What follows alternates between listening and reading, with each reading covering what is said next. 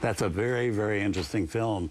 And I'm back with my co-host for the evening, an expert on the subject of Jewish films, author and film scholar, Dr. Eric Goldman, who's with me every Tuesday night for the series we're calling The Jewish Experience on Film. Now, that's a really interesting film. You did the programming, a lot of the programming for this series. What is it you hope to accomplish or for us to get from this series? You know, Israel is such an important piece of the American Jewish experience. It changes with time. So, you know, Jewish relationship with Israel in the early years was a very positive one, but not as strong as it is today. So Israel has to be a piece of a broader understanding of the American Jew. And I wanted to show two examples of early Israeli cinema. Hill 24 Doesn't Answer and Sallah, very different types of films. One is a war drama and the other a comedy. And this is early Israeli comedy. It's actually part of a genre called the Burekis film.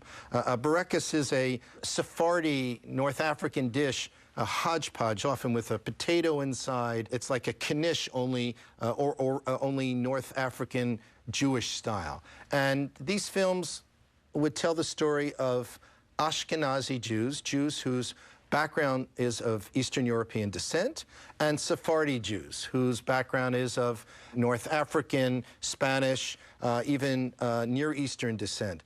And they're coming together. The supposed intermarriage or interconnection between these two cultures, which is what Israel was in the 1960s. I wanted to show that piece of Israeli culture. It's fun.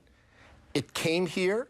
It was recognized by the Academy and by the American audience as an important film. It actually won the Golden Globe for Best Foreign Film that year, even though the Academy turned its face away from it. And it's just fun. It's just fun. Did you have a lot of films you had to leave out of the series because you really wanted to show? Oh, we could have done a whole series on Israeli films. We could have had a lot of Yiddish films. There is so much. You know, there are hundreds of films that deal with different aspects of the American Jewish and even the world Jewish experience. Do they get shown on television in Israel? Sometimes Any classic films there? Well, unfortunately not enough. Sallah does get shown. The print we just saw is a print that was just redone and rehabilitated. So there's an appreciation finally that some of these classics deserve preservation. But for years, just like in our country, right, exactly. These films were not well taken care of. Yeah, and now they are. And now finally they are. They're not being seen enough. The fact that maybe we started something here. That TCM is showing Sallah is amazing. Yeah. Okay, we're going to move on. Coming up next, a film about the struggle for a Jewish state. It's a war drama from 1949, made in the United States, basically, but also shot somewhat in Israel. A movie starring Dana Andrews, Jeff Chandler, Marta Toran, and Stephen McNally. And it's another TCM premiere.